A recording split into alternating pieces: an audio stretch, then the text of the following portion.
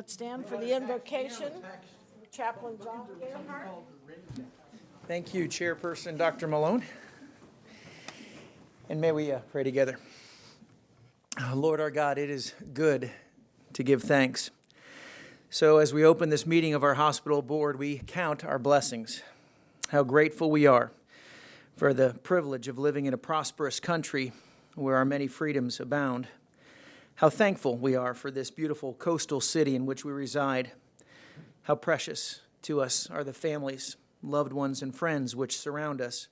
And how grateful we are for the gifts of life and health. We give thanks for this great institution of healing and for the privilege of helping those in our community who come to us in need. Thank you for the privilege of caring for our patients and families as they walk through times of crisis and sickness.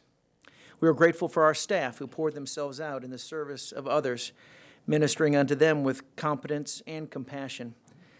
And lastly, we give thanks for our leadership and for this, our hospital board, for the oversight they provide, guiding and directing our healing ministry. With hearts of thanksgiving, all these things together we pray. Amen. Let's join together in the Pledge of Allegiance. I pledge allegiance to the flag of the United States of America and to the republic for which it stands, one nation, under God, indivisible, with liberty and justice for all. We called a meeting to order of the Sarasota County Public Hospital Board on November 18th. And let me read this. Any citizen desiring to address the hospital board should turn in a speaker card to the board secretary. If the citizen comment pertains to an item on the agenda today, the comment will be heard early in this meeting. Otherwise, it will be heard toward the end. Speakers are asked to limit their comments to 5 minutes. Vendors, suppliers, or other persons seeking hospital contracts awarded on a competitive basis are reminded that their ability to address the board may be restricted by the terms of the invitation for bid, request for proposal, or other purchasing criteria. Lastly, the board has established a claims adjustment review panel comprised of representatives of the board, the medical staff, administration, and legal counsel to review and negotiate the settlement of claims. Accordingly, the board will not entertain comments on or discuss or negotiate claims at this meeting. We need approval of the orders of the day. We have a motion and a second. All those in favor, please indicate by saying yes. Yes. Those opposed? Motion carries. Thank you very much. And we move on now to the election of officers, and Ms. Alex Miller. Thank you. After discussion and voting, the Governance Committee approved the slate of board officers for 2015. I have a motion related to that. I move to accept the recommendation of the Governance Committee and elect the board officers for the 2014-2015 board year as follows. Chair, Dr. Malone. First Vice Chair, Mr. Carter. Second Vice Chair, Ms. Miller.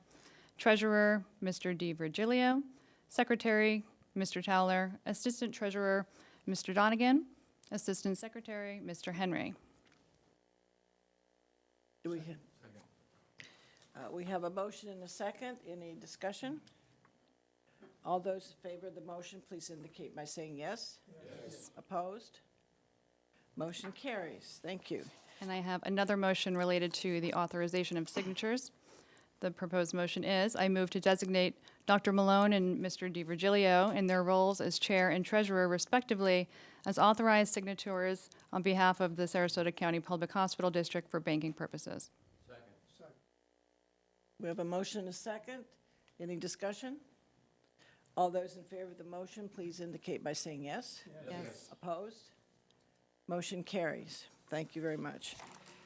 Well, let me take just a minute to say that it is truly an honor to serve with all the members on this board. We have had a very busy year where all of us have been involved in things that began with changing a relationship with a good friend, Baycare. A search committee had to be established when Gwen McKenzie left. We set that up. We selected a new CEO about which we are thrilled. We've been talking about a new physical therapy wing. 5 of our terrific members were reelected. We're thrilled about that. So we've had a very busy year.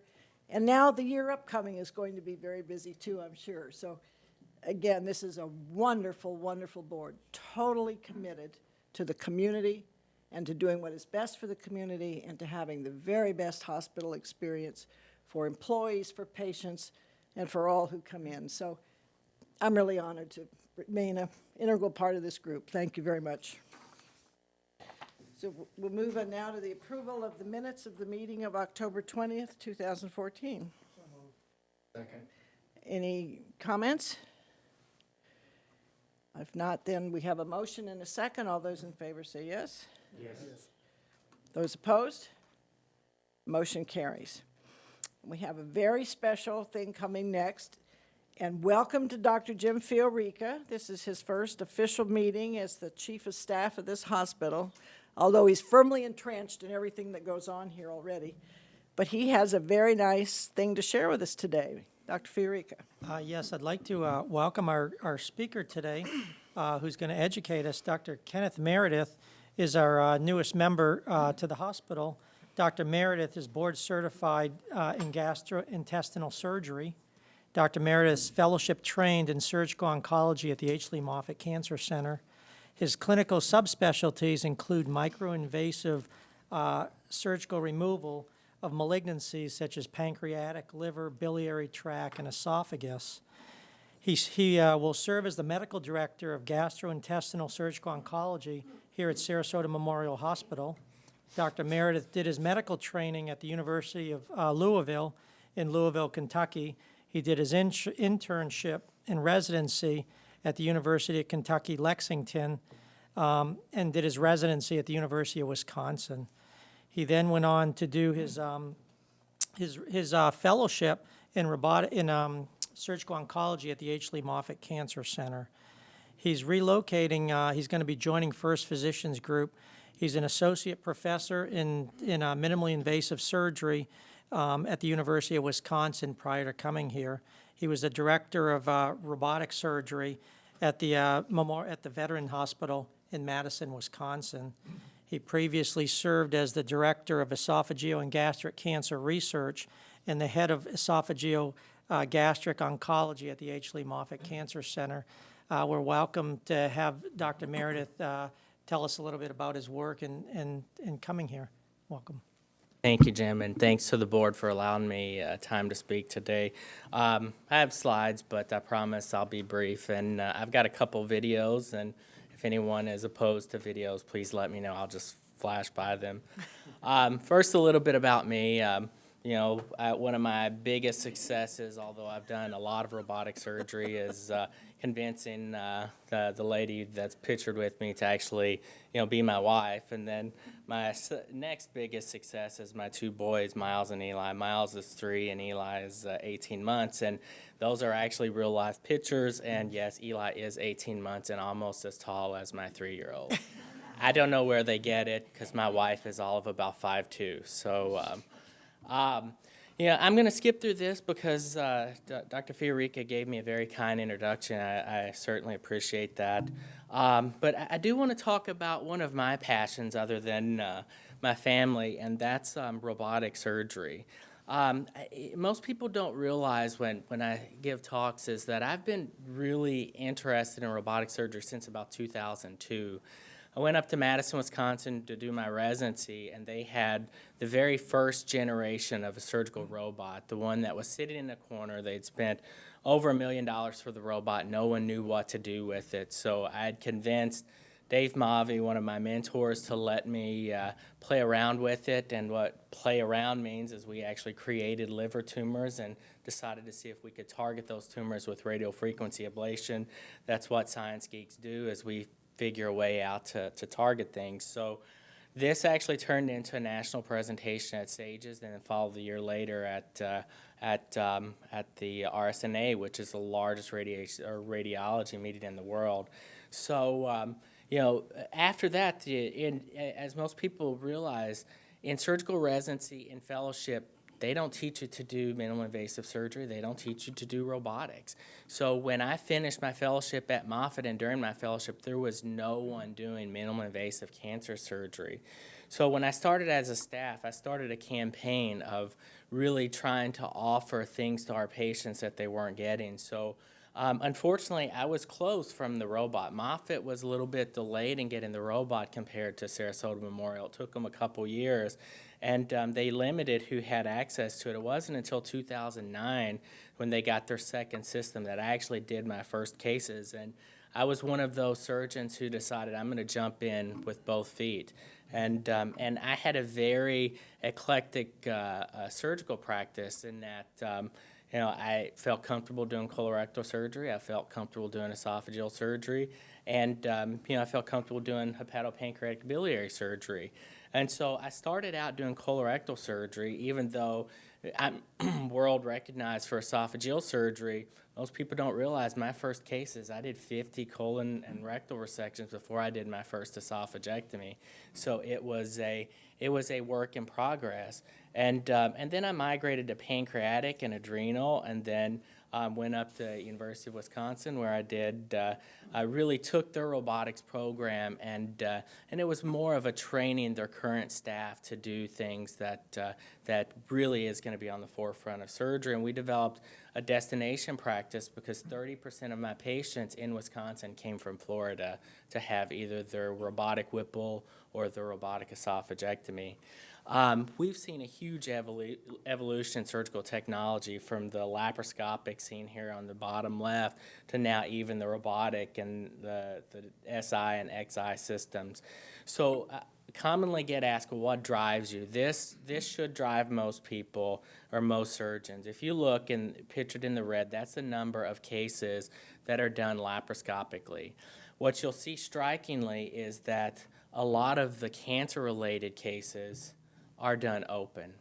So you look at even now, even though we have prospective randomized data to say that a minimally invasive esophagectomy decreases your complication, decreases your pulmonary, specifically your pneumonias and your wound infections, 70% are still done via open technique.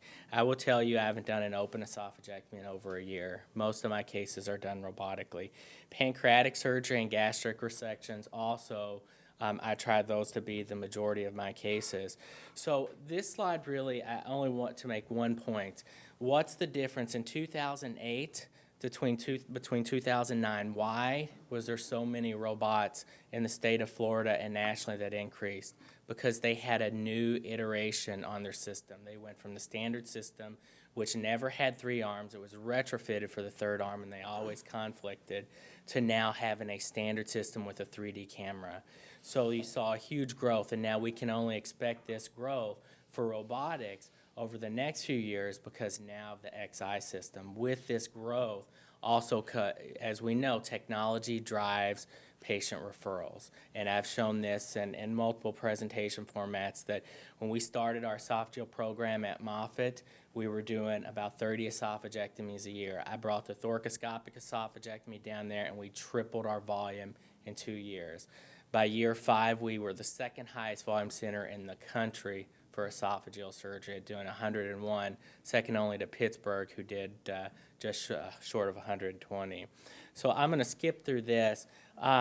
The point is, why do cancer surgeons not want to do minimally invasive or robotic surgery? Well, because it takes longer in the OR. They have an increased learning curve. They have surgeon burnout. They never get past their learning curve, so they abandon it, and they always revert back to their open techniques. And it's a lot of it early on is cost prohibitive. But, and if you look at this data here, when I started doing robotic esophageal, this was all the data that was out there. A series of 14 patients and 28 patients. This series on the right is a little bit misleading because all of those patients had an extracorporeal anastomosis, which means they converted to an open to do the anastomosis. None of those patients had an intracorporeal reconstruction. So it doesn't really lend you to say, I want to do this operation when you see that it doesn't decrease your length of hospitalization, doesn't decrease your complications. So why did I jump in with both feet? Because I believed in these 5 premises. I believe that, one, the visualization, the enhancement, the dexterity for the surgeon to be a better surgeon to work with three arms. I believed in these that would eventually make you have better outcomes. So then I looked at it.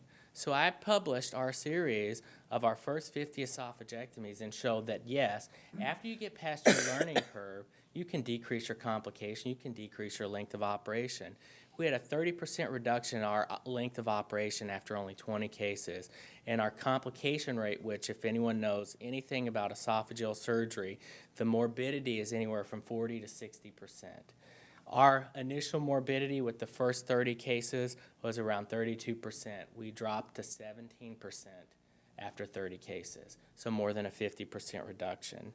My technique, I'll skip through a lot of logistics of this, but it's smaller incisions. Like I was saying yesterday, a 2-foot incision is not an exaggeration. People would get a cut from here to here or straight down to do an esophagectomy, and that's just one phase. We often forget that you have to have a cut on the chest and a rib taken out. Patients don't like to have ribs taken out. It's very painful.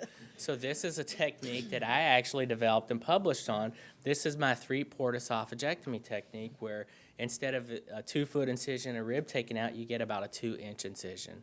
That's your biggest incision for the whole operation. So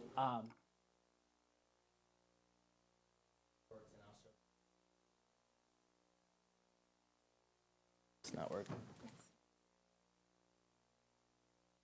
There we go. You will see that this is not a good picture. Why is this not a good picture? Because when I started doing robotic esophagectomies, there were no HD cameras.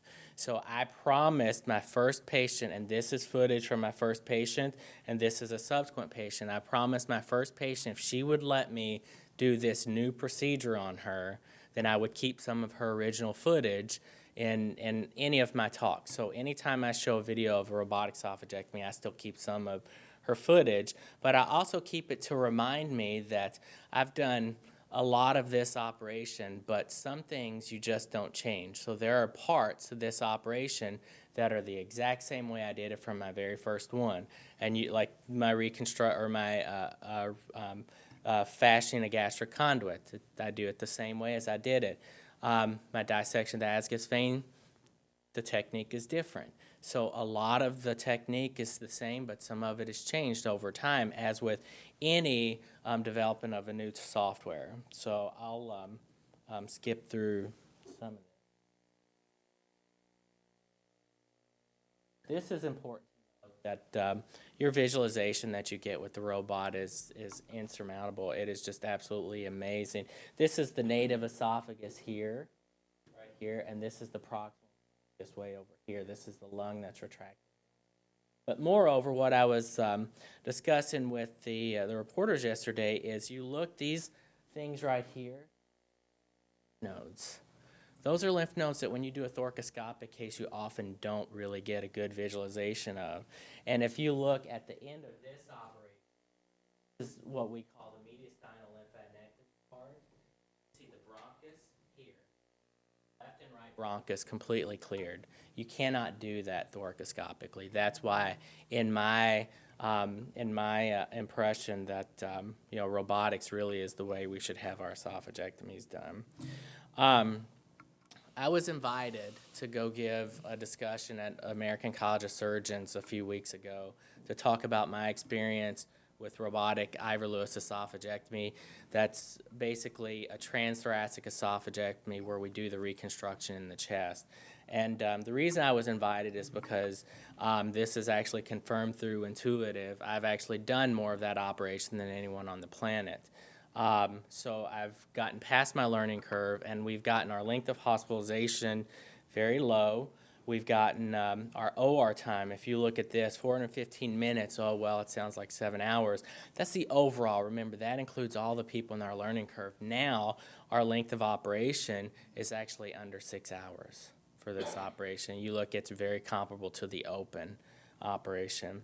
Our ICU stay is only 2 days. Our length of hospitalization is 8 days and 14. Why is the 14 there? The 8, let me tell you, that average for an open esophagectomy across the country is anywhere from about 12 to 14 days, sometimes longer. If you have a complication, it can be as high as 3 weeks. What we found with the robotic is 8 days in the hospital, and even if you have a complication, your length of hospitalization is cut down by a week, even with a complication. So the magnitude of complications are actually less. But more importantly, a common question I get asked, okay, you're getting the patients out of the hospital sooner, what's your readmission rate? If you look at the readmission rate for an open esophagectomy, there was just a discussion at the American College of Surgeons a few weeks ago. It's 23% with an open esophagectomy. Our readmission rate was 5.4%. So it's very low. So I'm very proud of this data. And these are why people get readmitted. If you look, pneumonias, some got some clots, and one just had delayed gastric emptying. The measurement of oncologic outcome, it's hard to say, okay, what's the survival, because survival is measured at 3 and 5 years, and we're just now accumulating 3 and 5 year data. So we have to use surrogate markers such as completeness of resection, including your R resection status, which means is there any microscopic disease left or gross disease, and 100% R0 resection. So all of the patients that had an esophagectomy got all of the disease out. You look at the usage of neoadjuvant therapy, we had almost an 80% usage of neoadjuvant therapy. Why that's important is the higher usage of radiation, the lower your lymph node harvest typically is. Our lymph node harvest was still 20, over 20 lymph nodes. If you look in a most series, even without radiation, they rarely get 20. And I'm going to show you in just a minute. I'm going to skip this. This is just basically showing the last 2 cohorts. The last two circles are our last 40 successive cases. So those are the length of operations for those cases. I published our initial series. On the left is our first 52 patients. On the right is what we had just published. And as you can see, our OR time was less. Our estimated blood loss was much lower. We had no conversions to open in either group, and very low complication rates. These are statistically significant. This is a publication that will be accepted in the Journal of American College of Surgeons, since it was published in an oral format. And I'm going to skip through this. I want to show this. This is a comparison of all techniques that I've done. We didn't preclude locally advanced tumors, and even though we get chemoradiation, our lymph node harvest, that's in the box there, 20 lymph nodes with the robotic. You look to the left with the open approach and even the thoracoscopic approach, 8.5, 12.8. So the robot does allow us to get a lot of lymph nodes that could harbinger cancer.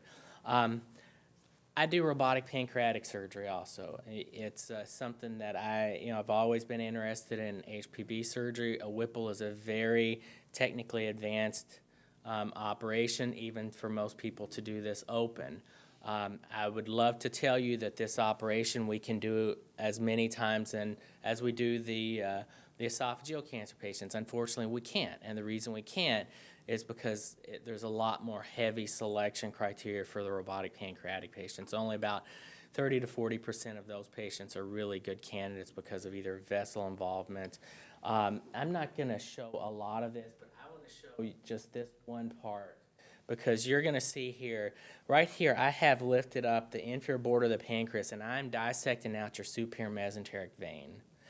This is a better view than you're going to get in most open surgery, because when we're doing open surgery, we're looking straight down on this. As you can see with the robot, we're actually looking straight onto the vein at an angle. So you can actually get such a great lymph node dissection with the robot doing this operation. I'd love to tell you it's as easy as an esophagectomy, but it's not. This is a very technically difficult operation. And this is just one phase of it, because we take out the head of the pancreas, duodenum, gallbladder, bile duct, bottom of the stomach, and then we have to put it all back together. So the reconstruction is so much easier, though, than anything you could ever do laparoscopically. You can see I've already fashioned my posterior layer of the anastomosis here between the pancreas and the serosa of the bowel. This is jejunum here. This is cut edge of the pancreas, and we're sewing this tiny little duct to this tiny little opening.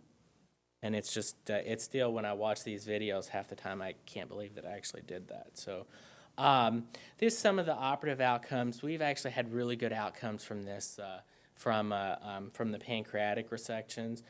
We did the lymph node harvest. 16 lymph nodes in a Whipple is a pretty good specimen. Low complication rate from this. Our length of hospitalization, very comparable when we compared this to the open cohort. We didn't separate this like I did before with the esophageal, but I subsequently looked at this data. If you did not have a complication, our length of hospitalization was 7 days from a Whipple, which is actually not a bad. So these are my goals, because I got asked, well, what do you want to accomplish? Well, first of all, my primary driver has always been patient care. And I like to be on the cutting edge of surgery. And if there's a way that we can offer our cancer patients a smaller incision and still do the exact same, if not a better operation, then I think we are obligated to do that. So that's always been a driver for me.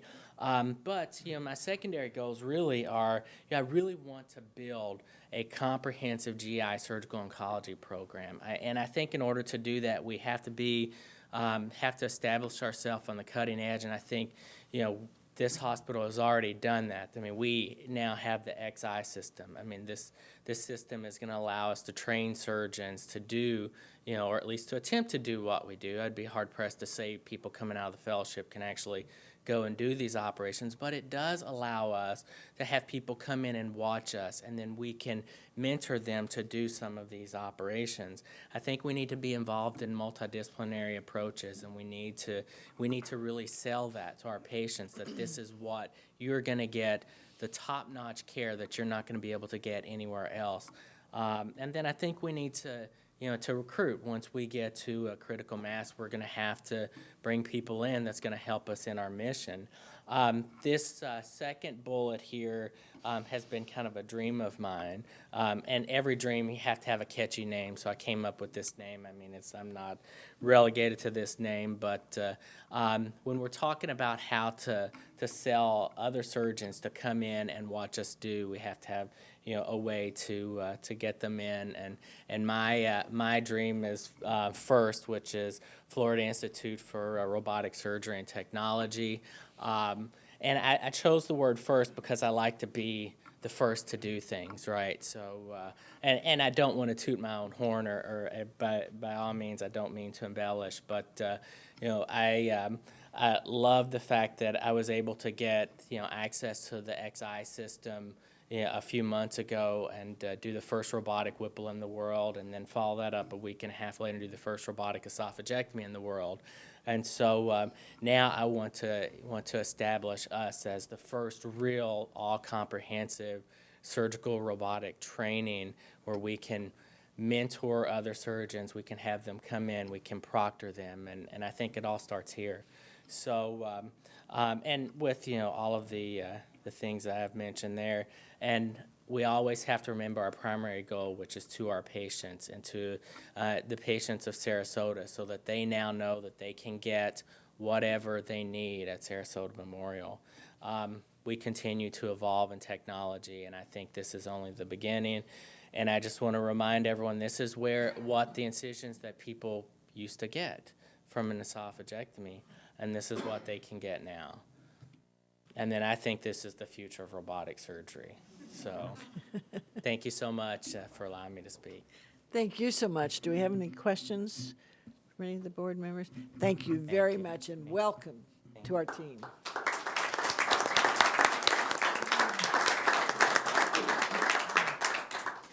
And now we have the Excel winner, Mr. Brian Bird from Patient Transport, Central Transport Services.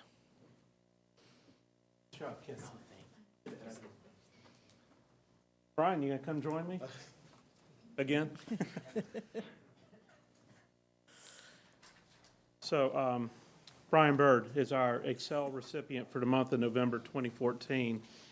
Brian's a patient transporter in Central Transport Services and has been an employee of SMH since October 2007. So here's a couple comments from your peers. So you ready for that? Oh, yeah. We only put the good ones in. All right. Okay. Brian is a caring and compassionate person that holds himself personally and professionally accountable, providing excellent care to his patients with every interaction. Brian is always smiling and is such a gentleman. He is genuine when he asks, "How's your day?" or "Do you need assistance?" I'm proud to have Brian on our team. Brian's attitude is always positive. He demonstrates his compassion with every patient interaction by listening and communicating with everyone involved. This immediately puts our patient and staff at ease. Brian is a team player. He willingly lends a helping hand to no matter what the situation is, and he's a mentor to the younger employees, teaching them to always do the right thing. In addition to being an outstanding employee, Brian's an excellent musician and plays charitable events throughout the community. Congratulations, Brian. Thank you, sir. Thank you for everything that you do. Thank you. So we're going to have Mr. Donegan step right up here. It's because he can't read. Okay, XL recipient for November 2014, an employee recognition program for Sarasota Memorial Healthcare System.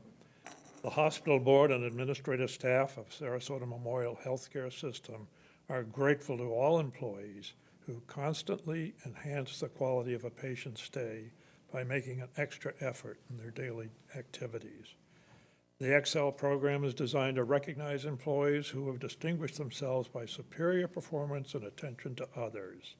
Individuals recognized are models of excellence who strengthen the quality of patient care and the image of Sarasota Memorial Healthcare System in the community.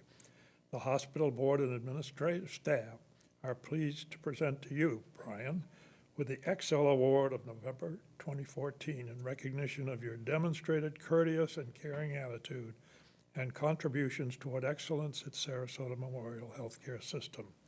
Signed by David Verinder, Chief Executive Officer, and Marguerite Malone, Chairperson of the Board. Congratulations. Thank you. Great job.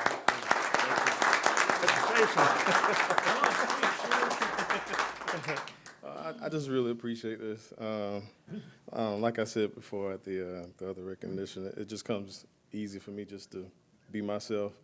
You never know what people are going through. You just lend a helping hand or even a smile, So, I always think back to what my mom taught me coming up as a kid. She would say, "Brian, it's always nice just to be nice." So, thanks a lot. I really appreciate it.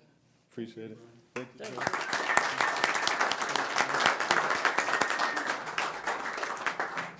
And our next award is the Physician Excel recipient, Dr. Pedro Brasino from General Surgery.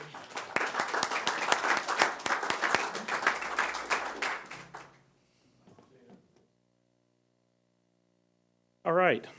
So the recipient of the Physician Excel Award for the third quarter of 2014 is Dr. Pedro Brasino. Dr. Brasino is a surgical hospitalist with FPG and has been on our staff since 2012. Where are you? Oh, here, you got. Oh, you got. Like, man, I feel like I'm all by myself. All right.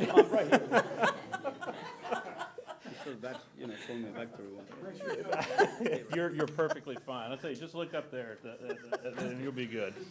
All right. So let me tell you what your colleagues had to say, and the people who were, you've already heard this, but otherwise, were you nervous the first time anyway? No. Not at all? Okay, no. So here's a couple of comments from your nomination. Dr. Brasino has excellent communication skills, and his bedside manner is unmatched. He's extremely accessible and takes as much time as patients and families need to discuss a diagnosis or a treatment. Dr. Brasino has a very light sense of humor and brings a smile to sometimes very sad and emotional place. His personality is very calming. Dr. Brasino shows respect to all staff members.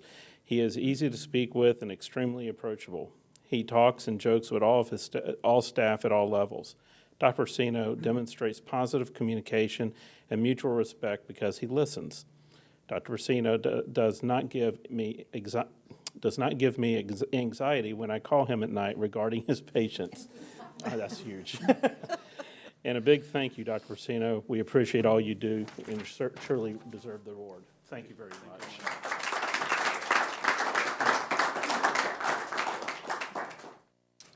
Okay, Physician Excel recipient, third quarter 2014. The hospital board and administrative staff of Sarasota Memorial Healthcare System are grateful to all physicians who constantly enhance the quality of a patient's stay by making an extra effort in their daily activities. The Excel program is designed to recognize physicians who have distinguished themselves, superior performance and attention to others. Individuals recognized are models of excellence who strengthen the quality of patient care and the image of Sarasota system in the community. The hospital board and staff are pleased to present to you, Dr. Pedro, with the Physician Excel Award for the third quarter of 2014 in recognition of your demonstrated courteous and caring attitude and contributions toward excellence at Sarasota Memorial Healthcare System. Signed by David Verinder, Chief Executive Officer, Stephen Taylor, Chief Medical Officer, and Marguerite Malone, Chairman of the Board. Congratulations. Thank you. Great story. Well, as I said before, I appreciate the recognition, but I appreciate recognition as much as I appreciate the work of the ancillary people and personnel, nurses, who actually make my life easier. And, they really take care of the patient. And this hospital is very good with all the people that we have around. So anyways, thank you. Thank you much. Thank you. And now we have a leader of the quarter, Connie Anderson, Director of Progressive and Critical Care. Come on, Connie.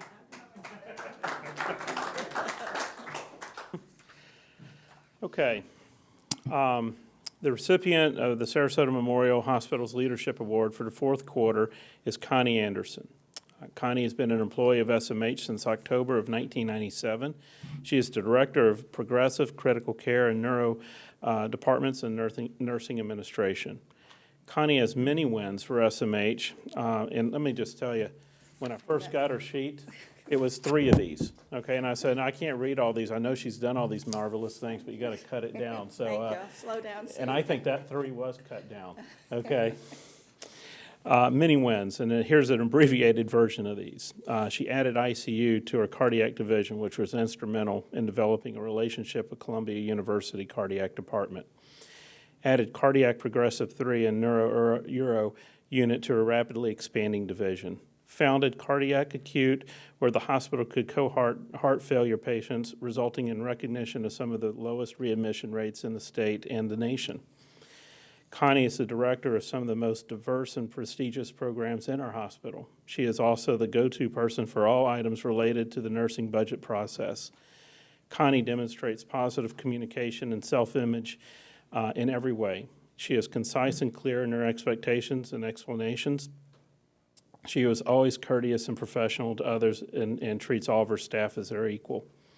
Connie goes out of her way daily for all her staff. The most touching thing I can remember is a story of how Connie and a few coworkers took chairs and coolers to the beach to fulfill a colleague who was dying of cancer's last wish to be on the beach and near the water. Connie rarely wants to be recognized for accomplishments. She almost always gives the recognition to someone else, even though it was driven by her. It is without question that we recognize this great nursing leader for her dedication and abilities to lead nursing divisions to exceptional success. Thank you, Connie.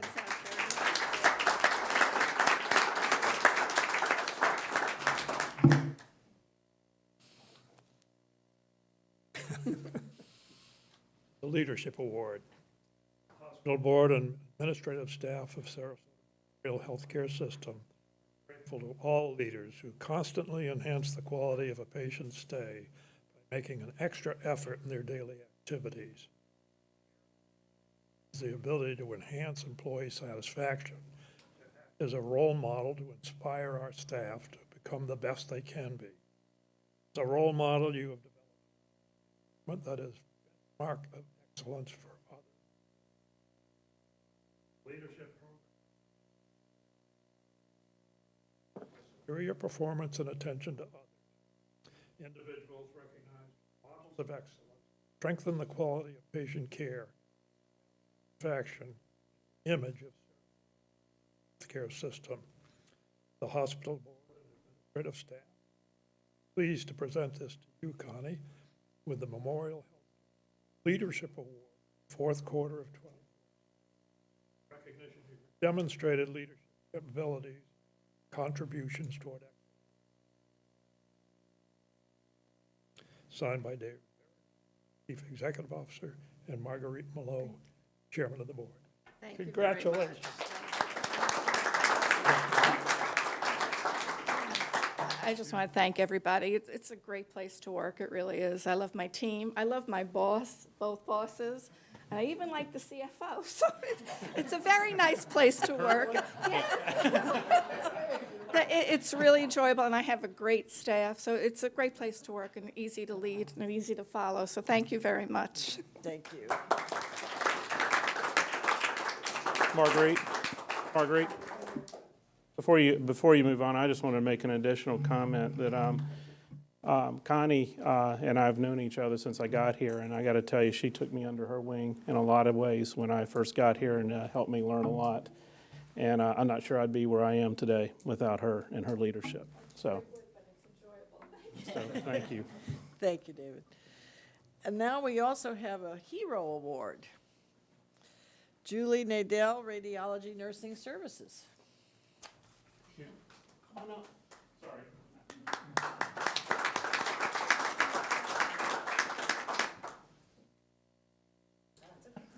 How are you? I'm great. Great. I'm great. So, ever so often, we're lucky enough in this organization to be able to recognize a hero. And today, we're very fortunate to have Julie Nadell with us as our Hero Award for November 2014. So she is, Julie is an RN in Radiology Nursing Services at Sarasota Memorial Health System, and here's just a few details from her nomination. Early last month, Julie and her husband came across a motor vehicle accident, and unfortunately it was a scooter versus a pickup. The driver of the scooter was not wearing a helmet. Quickly assessing the scene, Julie saw a bystander providing CPR. Julie noticed that the CPR provider was not performing the steps correctly.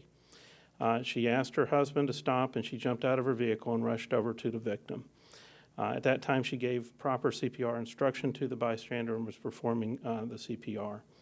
Julie continued her assessment and assisted with the patient until EMS arrived on the scene, and she handed the care over to them.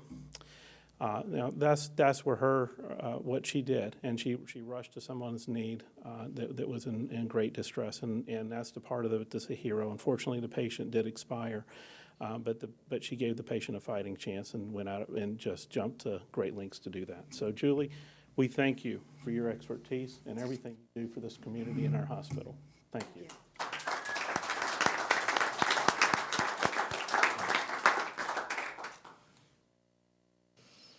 Great story, Julie.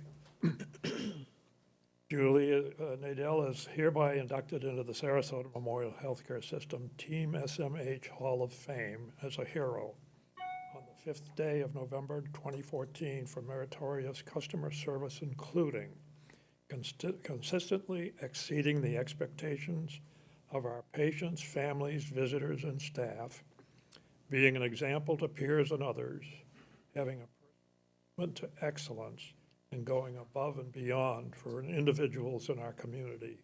Signed by David Barber, CEO, and Marguerite Malone, Chairman of the Board. Congratulations, Julie. Thank you.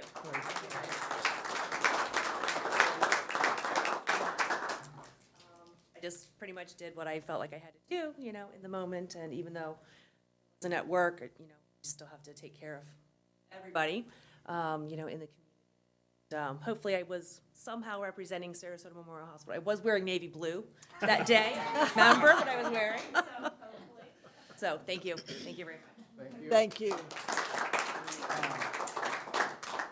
I'm going to take this back from you because you missed management council, so we didn't get a chance to embarrass you there, but we are, okay? So we'll give this back to you when you when you come there. All right, okay? thanks. Thank you very much. Thank you. And so we'll move on to the report of the medical staff. Dr. James Fiorica, Chief of Staff. Yes, I have 5 items, 5 action items related to motions that I'd like the board to consider. The first is the approval of the policy regarding community DNRO orders as recommended by the Medical Staff Quality Assurance Company. I move approval of the policy regarding use of the community do not resuscitate order as recommended by the Medical Executive Committee. We have a motion and a second. Is there any discussion? If not, all those in favor of the motion, please indicate by saying yes. Yes. Opposed? Motion carries. Thank you. Second, I have a recommendation by the Special Care Committee to rename the Critical Care Committee to be better reflective of the focus of the committee. I move approval of the amendment to Section 3 of the Medical Staff Organizational Manual, renaming of the Special Care Committee to the Critical Care Committee as recommended by the Medical Executive Committee. We have a motion and a second. Any discussion? All those in favor of the motion, please indicate by saying yes. Yes. Opposed? Motion carries. Thank you. Next, I recommend implementation of the cardiovascular and thoracic surgery section rules as recommended by the Medical Executive Committee. I move approval of the rules of the cardiovascular and thoracic surgery section as recommended by the Medical Executive Committee. We have a motion and a second. Is there any discussion? All those in favor, please indicate by saying yes. Yes. Opposed? Motion carries. Thank you. Next, implementation of the maxillofacial surgery section rules as recommended by the Medical Executive Committee. I move approval of the rules of the oral and maxillofacial surgery section as recommended by the Medical Executive Committee. We have a motion and a second. Is there any discussion? All those in favor of the motion, please indicate by saying yes. Yes. Opposed? Motion carries. Thank you. And lastly, policy review regarding the stroke alert management and responsibility as recommended by the Medical Executive Committee. I move approval of the policy for stroke alert management and responsibilities as recommended by the Medical Executive Committee. We have a motion and a second. Is there any discussion? All those in favor of the motion, please indicate by saying yes. Yes. Opposed? Motion carries. Thank you. That's all I have. Thank you very much, Dr. Fiorica. And we'll move on to the report of the auxiliary. Ms. Dottie Ziegler, President. The auxiliary requires its new volunteers to go through an orientation program, just like the hospital does, but we also go over the hospital things like fire prevention and the infection control and other things that have to do with the hospital, as well as auxiliary items. And we have not updated our program in quite some time. So we did roll out a new orientation program. And we have a gentleman within our own staff, Jay Brzezowski, who is a real master with the computer. And he set up our computer, made slides, and we just did a whole revamp of our orientation program. And within that program, we have 3 videos included. One was from the American Hospital Association, and it showed the power of one, how just one person can make a difference. The second showed how easy it is to pass germs around if we don't use good hand washing technique and gloves when necessary. And the third involved communication and showed how easy it is sometimes for us to misunderstand each other. We gave out the new Team Steps brochure so we can stay on the same track for communication as the rest of the hospital is going to do. The auxiliary supports the Breast Health Center, and October was Breast Health Month. And we provide and cover the bags that are given out by the Breast Health Center, and I happen to have one to show you. These bags are given out, and there is material in here, and it has the Sarasota Memorial Hospital emblem, breast health services at, and this is used to give new cancer patients information and things for them to use as they're getting started in their journey through the breast health center and their surgery or whatever they may have to have. These are also used in the Key to the Cure program, and things are given out to the public in these bags of what we have available at Sarasota Memorial for them to be able to take advantage of. So we're really pleased that we can do that for them. Our volunteers are a key to staffing our hospital gift shop. So if you've not been in the gift shop lately, stop in soon. We will have lots of nice little things for the holidays, and we will assist you with your holiday shopping. Thank you much, and that concludes my report. Thank you very much. And so for the Sarasota Memorial, Healthcare Foundation, Ms. Alex Quarles, President. Thank you, Madam Chair, and congratulations to all of you on your recent elections. Very quickly, I would just say that last month we had our Professional Advisor Network breakfast, which we had a professional attorney in who specialized in elder care law issues, which is a big issue here in the state of Florida. I've been through a couple of situations, even through our foundation, with regard to that, followed by a wonderful presentation by Maria DiCarlo and some of her team regarding the new rehab center. The Professional Advisor Network, a group of individuals, we have about 150 that are members, that are trust officers, CPAs, attorneys, and so forth. And obviously, we can't tour them through the hospital, so we try and bring them legal education credits from the state of Florida, and then also some special aspect of what's going on within the hospital. Yesterday, we had our Legacy Society luncheon. Thank you, Mr. Donegan and Mr. Teller, for coming and joining us. Mr. El Shahawi was our speaker yesterday to talk about cardiovascular prevention programs. Corinthian Society is coming up on December 11th. Look forward to seeing all of you there at that point. We've had a clean audit, which will come to the board actually day after tomorrow, but I think probably one of the most fun things that I've worked on in a long time, and I want to thank David and Tom Perigo and Peter and a lot of people, was the Brian Johnson Music Therapy Center rededication. That was a lot of fun. The kids had a great time.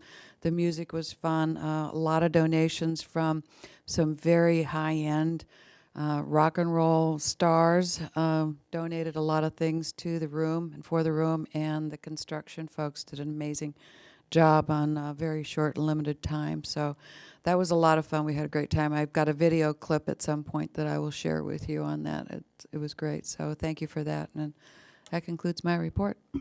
Thank you very much. And the Secretary's report, Mr. Tom Towler. Thank you, Madam Chair. On December 4th, a Thursday, at 8 o'clock, we had the PSI Board meeting. At 9 o'clock, the Quality Committee meeting. At 10 o'clock, the Mission and Planning meeting. At 11 o'clock, the Human Resources Committee. And then on Monday, the 15th of December, we have the Public Board meeting at 1 o'clock. That is my report, Madam Chair. Thank you very much. And the Treasurer's report, Mr. Joe DiVirgilio. We have one item this morning for board action. I move approval of the bad debt and charity care for the month of ending October 31st, 2014, in the amount of $9,370,000. We have a motion and a second. Is there any discussion? If not, all those in favor of the motion, please indicate by saying yes. Yes. Opposed? Motion carries. Thank you very much. And so, moving on to operations report, our first one, Mr. Bill Wojin, Chief Financial Officer. Good afternoon, thank you. Good afternoon. This is the financial highlights for October. This is the first month of our fiscal year, so the month number are the same as the fiscal year date numbers, so I'll just do the month. For the system's operating revenue for the month of October, $48,464,000 compared to a budget of $46,286,000.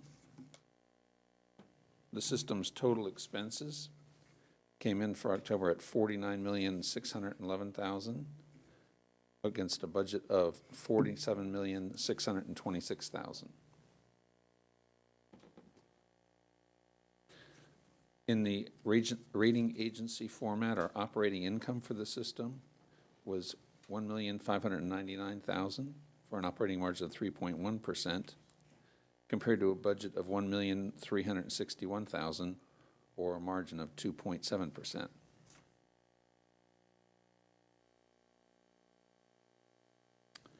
For the hospital's paid hours per adjusted admission for October, 140. A year ago, 128 for October.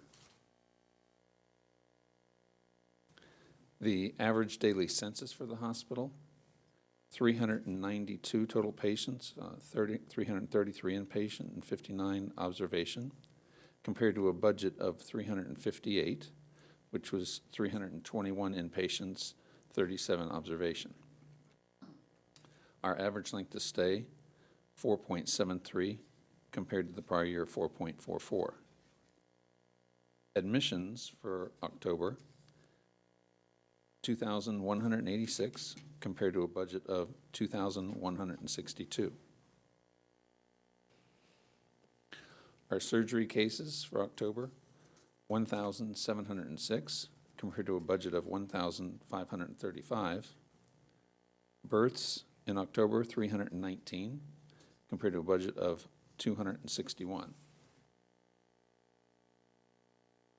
Our outpatient registrations for the hospital, 35,125, compared to a budget of 33,198. And in the emergency care center, total registrations between the two centers, 9,095, compared to a budget of 8,758. Our case mix index for October, all patients 1.68 and Medicare patients 1.91. Madam Chair, that concludes my report unless there's any questions. Any questions? Thank you very much. And next, Ms. Jan Mock, Chief Nursing Officer.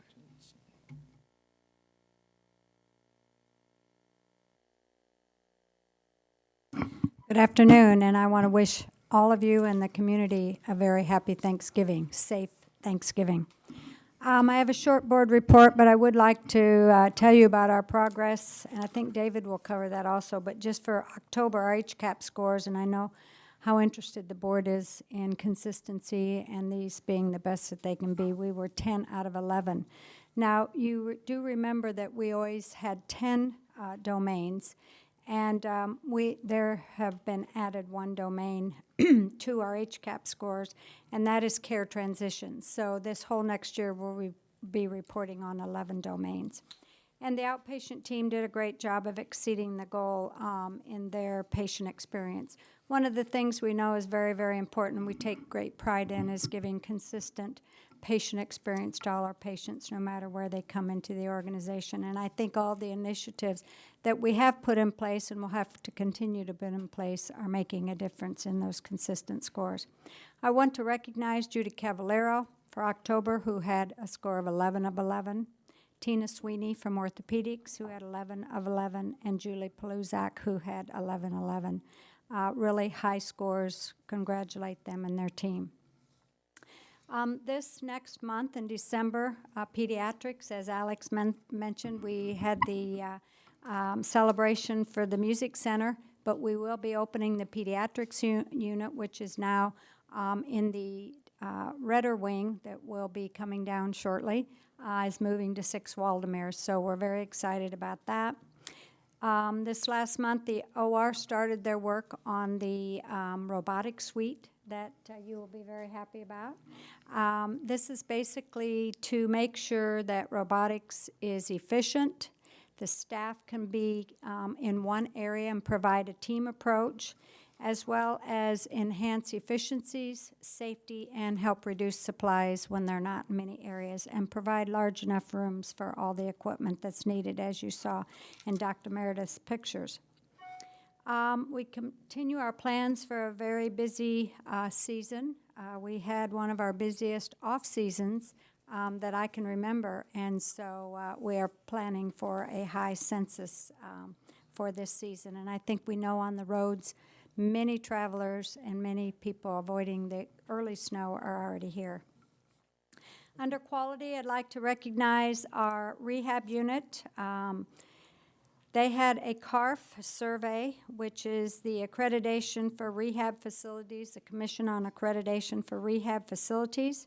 They had a 2-day survey last week with 2 surveyors, one being a physician and one being an administrative surveyor. This CARF represents the highest level of accreditation for rehab. They have over 1,500 standards, and we have been accredited by CARF for 8 consecutive time periods. It's a 3-year accreditation, and we will hear within 6 to 8 weeks. But I went to the exit review, and to sum it up, they said we have an excellent program. We always have things that we can improve on, and they give us that consultative kind of approach to work on the things that we can make better, that they see in other places. So I want to thank Maria DiCarlo and her team for their great work they did in preparing for the survey, but also the great work that they do in their program of providing care for rehab patients. And they're all very excited, and so were the surveyors, about your approval of a new rehab facility that will be starting soon. And that ends my report. Thank you very much. Thank you. We have no board reports. We'll move on to committee reports. Finance Committee Chairman, Mr. Richard Merritt. Thank you, Madam Chairman. We had a very busy meeting on November the 6th. First off, we introduced 2 of our new community members, Frank Fleischer and Bill Noonan, and welcomed them to the committee. Then Karen Benedict, Director of Perioperative Services, discussed the project currently underway to install a perioperative and anesthesia information system.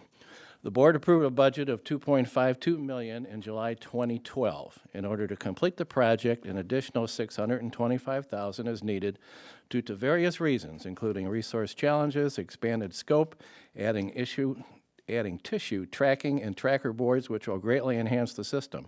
Currently, they are working on interfaces for anesthesia, which is 90% complete. It is hoped to increase efficiencies, and reporting and inventory updates to the interface have been done. Dr. Mark Williams discussed the anesthesia product challenges, some of which are electronic workflow and expanded scope of the anesthesia areas. Therefore, I move approval of the purchase of the final phase of the perioperative and anesthesia information system, the tissue tracking system, and the OR tracker board expansion in the amount of $625,000 as recommended by the Finance Committee. We have a motion and a second. Is there any discussion? All those in favor of the motion, please indicate by saying yes. Yes. Opposed? Motion carries. Thank you. Next, Jim Burgess discussed the ICU medical gas column replacement and interior work project Phase 2. This will replace 21-year-old medical gas columns and the related interior finish work. Phase 1 of the project is in progress with 1 ICU pod now. This is Phase 2 of a 3-phase project. Budgeting for this project by fiscal year was presented. Therefore, I move approval of the medical gas column and interior finish project encompassing 3 of the 7 ICU pods in the amount of $2 million for this phase of the work as recommended by the Finance Committee. We have a motion and a second. Is there any discussion? If not, all those in favor, please indicate by saying yes. Yes. Opposed? Motion carries. Thank you very much. Next, John Wozer discussed the Avaya phone system and replacement of the current intercom phone system, which has been in place here for 25 years. It needs to be replaced. This process was started with the new courtyard tower. There is a lack of support and parts for the current phone system. We have been moving to the new phone system as new areas of the hospital have been built we have purchased newer facilities. Most of the ancillary buildings have been converted to Avaya. The remaining areas will be accelerated due to lack of support and parts. Therefore, I move approval, I lost it, to replace the current intercom system that is 25 years old and no longer supported by the manufacturer with the Avaya phone system at a cost of $1,450,000 and spread evenly over fiscal year 15 and fiscal year 16 budgets. We have a motion and a second. Any discussion? All those in favor, please indicate by saying yes. Yes. Opposed? Motion carries. Thank you very much. Next, Tom Perigo discuss the selection committee recommendations for the OR robotics project and the ER expansion. Therefore, I move approval of the recommendations for the general contractors and architects and engineer for the OR robotics project as follows. For general contractor, first, Skanska; second, PHM General Contractor; third, DeAngelis Diamond Healthcare Group. For architects and engineers, 1, Gresham Smith and Partners; 2, Flat Architects; and 3, KTH Architect Incorporated, as recommended by the Finance Committee. We have a motion and a second. Any discussion? All those in favor, please indicate by saying yes. Yes. Opposed? Motion carries. Thank you. Next, I move approval of the recommendations for the general contractors and architects and engineers for the ECC expansion project as follows. For general contractor, 1, DeAngelis Diamond Healthcare Group; second, PHM General Contractor; third, Willis Smith Construction. For architects and engineers, first, Carlson Studio PRA; 2, Gresham Smith and Partners; and 3, Studio Plus, as recommended by the Finance Committee. We have a motion and a second. All those, any discussion? All those in favor, please indicate by saying yes. Yes. Yes. Opposed? Motion carries. Thank you very much. Next, Bill Wojcik introduced Robert Turner from Kaufman Hall. They discussed the use of a financial advisor to look at our capital structure since we have letters of credit expiring and we are looking at potential alternative structures. Recommendations and next steps were reviewed, and this will come back to this board in January. And that's my report. Thank you very much. We'll move on to the Governance Effectiveness Committee. Ms. Alex Miller. Thank you. The Governance Effectiveness Committee met on Thursday, November 6th as well. In addition to approving the board officers, as mentioned earlier, the committee heard the annual compliance program update for 2014 from Lisa Totten. The purpose of the annual update is to facilitate the board's oversight role over the hospital's compliance program. The committee also reviewed the board's budget for 2015, and it also approved the board's calendar for 2015, for which I have a motion. I move approval of the board calendar for 2015 as recommended by the Governance Committee. We have a motion and a second. Any discussion? All those in favor of the motion, please indicate by saying yes. Yes. Opposed? Motion carries. Thank you. And lastly, the committee approved the board's 2 indemnity policies as part of the regular 3-year review cycle. The policies were reviewed by the board's legal counsel, and only minor wording changes were made. And I have a motion. I move approval of the board indemnity policies 710.db.06 and 710.db.07 as recommended by the Governance Committee. We have a motion and a second. Any discussion? All those in favor, please indicate by saying yes. Yes. Opposed? Motion carries. Thank you. And that concludes my report, Madam Chair. Thank you. And the Investment Committee, Mr. Joe DiVirgilio, Chairman. Thank you, Madam Chair. The Investment Committee met on November 6th. In my absence, Dr. Malone chaired the meeting. Initially, they welcomed 2 new members, 2 community members, Ms. Anna Nekoranic and Tram Hudson, to the committee. The 2 major agenda items were report from our, one was a report from Tim Santa, our investment manager, on the retirement plan investment performance. He reported on the 3rd quarter advising that there's, as we all know, a lot more volatility came back into the market that quarter. There were negative returns in the 3rd quarter, and he expanded on each of those by asset class. He reviewed the asset allocation versus the target and performance net of fees for the quarter. Market value was $297 million, down from $301 million in June 30th. Returns net of fees for the total fund was down about 1.04%. We lost money in the quarter, but the portfolio is 36 basis points better than the policy index.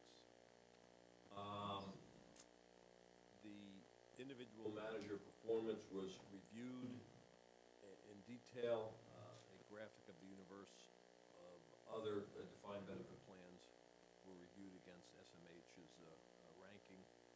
We ranked at the 59th percentile, and for calendar year to date, we were at the 67th percentile. Then Bill Wojcik reported on the board-designated fund investment performance for the enhanced cash portfolio with a market value of $135.8 million. The 3-month return net of fees was generated 10 basis points there. He also presented, as he's done in the past, a pro forma sensitivity analysis if interest rates were to bump up, and we discussed it with the committee. For the intermediate fund, quarterly results for the fixed income fund net of fees was 4 basis points. Characteristics of the account indicate an average coupon down a little from June, with yield to maturity and average maturity at about 4.6 years. In addition, we have higher credit rating we have higher credit rating investments, and we benefited from that in our portfolio. As to those investments that are out of compliance with the policy, we are holding the Nucor bond, and there's one bond, AT&T, due on 12/1/2022 that has been moved to the watch status. The AT&T bond currently meets criteria, but we are monitoring that. And that's all I have to report. Thank you. Move on to the Quality Committee. Thank you, Madam Mr. Chair. Strasser, Chairman. Quality Committee meets in closed session. Right. And the President's Report, Mr. David Verinder, President and CEO. Thank you, Madam Chair. I'm going to, well, how about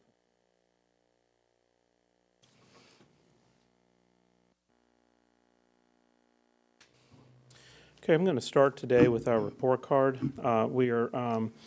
This is the first month of our new fiscal year, so it's a little bit different than it's been over the past year, but largely the same. We look at our service pillar, and we look at our HCAP scores. We've reset a goal this year, which was the same as last year, of 9 out of, used to be 9 out of 10. I guess we're 9 out of 11 now. And I'm happy to report that we did hit that for the month. So we came in at 9 at the 50th percent or better. For outpatient, we have a goal of 83rd percentile, and I'm happy to report we did very well there. We hit the 86th percentile. Under the people pillar, we have merits on time, which is the same indicator we had last year, a goal of 95% of the time. We came in a little bit short for the month of September at 91%. We did replace our Gallup survey because we don't plan on taking another Gallup survey this year as we did last year. We replaced that with turnover. We set a goal at 16%, which is a national healthcare average of turnover, and I'm happy to report that we beat that, and we were at 14% in turnover. For quality, we continue with our organizational percentage of patient safety readiness, goal of 95%, and I am happy to report we're at 99%, so we're a good bit over that. Infection prevention, the combined overall standardized infection rate. This is the same goal that we had last year, but we did change the definition just a little bit. We added MRSA and C. diff as two further indications, which changed our scale just a little bit. So we have set the goal a little bit lower than we had last year, so more aggressively at less than 0.95. And I'm happy to report we actually did better than that at 0.87. So good results there. Financial pillar, organizational finance, as Bill reported on earlier. Our goal is our budget of 4.4%, and we were able to hit that at 4.4. And just so I can kind of clarify this, why some of the numbers may be a little bit different. Bill's reporting on a month number. I'm reporting on the actual month plus the projection of the rest of the year when I hit that and our growth goals. So we are projecting to be on budget. Under the growth pillar, still the same two goals that we have there. Our inpatient admissions are at 20. Our goal is 26,308, and we are tracking just a little bit higher than that at 26,326. Outpatient registrations at 657, 755, and we are tracking a little higher than that as well at 664,033. Now, when we look at our HCAP scores, you can see where it looks a little bit different because we don't have year-to-date numbers or anything. It's just the month numbers in here, but that we did hit 9 out of 11, with the only 2 missing, which was communication with doctors and the quietness of the hospital environment, both being very close to it, but just a couple points off. We look at likelihood of recommending. Once again, this is 1 month number, so usually we'd have year to date here, and we are did very well. We are showing that the actual at 86th percentile. Once again, you have a whole lot of departments over there in the 85th or better, a good bit in the 50th, and then some with work on the far left at below the 50th. Moving on to our people. We had such great HCAP scores in the last month. We hit 10 out of 10. If I'm sure the board remembers that. Bob, you remember that, right? Okay. That we went out and did cupcake rounds. And so myself and a few of the nursing leadership went around and took cupcakes to all the different nursing units, and everybody had a good time, and it was a nice distraction, and a thank you for the hard work they've done every day in and day out. We also, this past month, had our Key to the Cure, annual Key to the Cure event, and got several of our, I think probably most, if not all, the board was at that night, so appreciate your involvement. You can see some pictures of you. Alex, we managed to find you up there in the far right-hand side, Dr. Malone and Dick Merritt, Bill and Cheryl, my children, who graciously volunteered. And then we have Nick Willinda at the bottom. So the annual Key to the Cure was a resounding success last month, with proceeds benefiting women's cancer programs at SMH. Over the past 9 years, Key to the Cure has raised an incredible $1 million. It's actually more than that. Sarasota Memorial's corporate volunteers helped check in the 1,400 plus guests at the kickoff party of the new Saks Fifth Avenue, and I'll tell you, it was just a great night, and I appreciate everybody being out. Sure, Alex does too. Moving on, we had our October 30th is International Orthopedic Nurses Day, so just want to thank our ortho nursing units on 9 Courtyard Tower for their continued commitment to our patients' orthopedic care needs. Sarasota Memorial sponsored a table at the 11th annual Boo Run in Lakewood Ranch, benefiting muscular dystrophy research. Many of our staff members also participated in the 5K race. As I'm sure nobody would find great surprise, Jen Storch, who is our Director of Ambulatory Services, won first place in her category. So if you see Jen, make sure you congratulate her on that. More people to recognize. Our team SMH was in full force at the American Cancer Society, making strides against breast cancer on Saturday, October 18th at the Lakewood Ranch Polo Grounds. SMH and Sarasota Memorial Healthcare Foundation were both proud co-sponsors of this event. And once again, thanks to everyone who showed up for that. Now, it's become somewhat of a tradition now that we seem to have members of SMH on the View, on the Suncoast View, so we appreciate the victims or the volunteers, as the case may be, that go off and do that for us. So during one of last week's editions of the Suncoast View on ABC 7, Lynn Gordon, an RN here, was featured nurse in the nutrition segment of the Carb Busters, shared advice for everyone who wants to lose weight through consistent carb meal planning and portion control. So congrats to Lynn, and thank you very much to her for what she's done. Happy to recognize 2 outstanding physicians that we all know and love. SMH honored both these physicians for their service to the hospital community at our annual medical staff meeting in October. So former Chief Medical Officer and psychiatrist Par Reed was awarded a 2014 Lifetime Achievement Award. And our infectious disease specialist, Dr. Manny Gordillo, was named the 2014 Physician of the Year. Both physicians were selected by a committee of physician leaders for their exceptional work and service to patients and the community. So if you have a chance, make sure you thank them for both their service to us. Now, I'm happy to share with our own Chief Nursing Officer, Jan Mock, who you already heard from. She won the Florida Organization of Nurse Executive Excellence in Leadership Award this past month. So congratulations to Jan and her team for a very well-deserved recognition. Thank you for everything, Jan.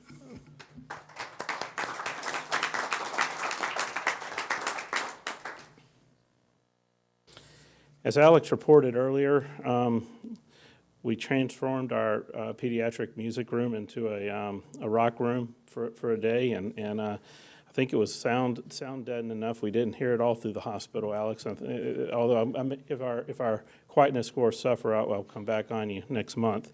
So, in all seriousness, we just really want to thank Brian Johnson and his wife for everything they've done for our organization. It was a great success, and Alex, I know you put a tremendous amount of time into that, so thank you for what you did. I want to recognize Eileen Gilbert. Congrats to our First Physicians Group, COO, on receiving the MGMA's Medical Practice Executive of the Year award this year. This national honor recognizes a practice executive who has demonstrated a noteworthy achievement and exceptional leadership and management proficiency to enhance strategic and operational effectiveness of healthcare delivery in the practice community. So great honor for her, and something I'm sure she would love to hear your feedback when you see her at her next meeting. So yesterday, you didn't think we'd get this in here this quick, did you, Dr. Malone? So yesterday we had Dr. Meredith, who you heard from earlier, come up and do a news conference on our new Da Vinci XI, and certainly him coming. And so you can see this is a copy of the paper. So no one should be nervous that Dr. Malone is sitting at a robotic surgery site. Fortunately, Dr. Federica is looking over her shoulder very intently. So I did watch her pick up rubber bands and stuff and put them on the designated items very carefully. So job well done, Dr. Malone. And thanks for babysitting her there, Dr. Federica. Now, this is something that we just came across. This is last week's Modern Healthcare article that recognized hospitals with the best and the worst 30-day readmission rate. So suffice it to say, if it was in the worst, we probably wouldn't be showing it here today. So I am thrilled to report that SMH was recognized as the second highest, or second lowest, best, however you want to say it, 30-day readmission rate among large hospitals in the United States. And we were 0.1 from being number one. So it's just really fantastic result that everyone should be proud of. And so, Jim, if you could share this with the medical staff, Jan with the nursing staff, because it takes a whole team and village to pull this off. Staying in the quality, I'm happy to, this is our Commission on Cancer. Sarasota Memorial's cancer program received full accreditation status for 3 years with commendation with the American College of Surgeons following our extensive Commission on Cancer survey. Our cancer program will be listed on the COC hospital locator on the COC website as part of an elite group of cancer programs committed to providing high-quality cancer care. So special thanks to Yolanda Green and the cancer program team, including his physician leadership of Dr. Richard Brown, our medical director, Dr. Larry Silverman, our chair of cancer committee, and Dr. Jim Federica, our cancer liaison physician. Thank you all very much. I'm sure we'll have you on that list next year too, okay? And then finally, birthday to Sarasota Memorial, who this month turned 89. So here's to another 89 great years. Thank you. Thank you very much. Do we have anything on the consent agenda? Nothing? Any public comments? No public. Thank you. Legal matters, Ms. Caroline Kalish. Unlike everyone else this meeting, I have nothing to report as usual, so I'm happy to report no report. Thank you. Any other business to be brought before this board? If not, the meeting is adjourned. Thank you very much.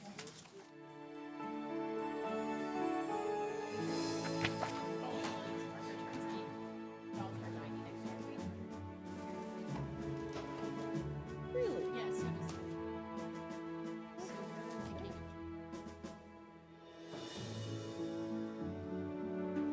Meeting next year. I was told about an article, you just reminded me. Now I'm not sure I have the details about it straight, but something that mentioned all these wonderful things in Sarasota, the arts and the beach and all of that.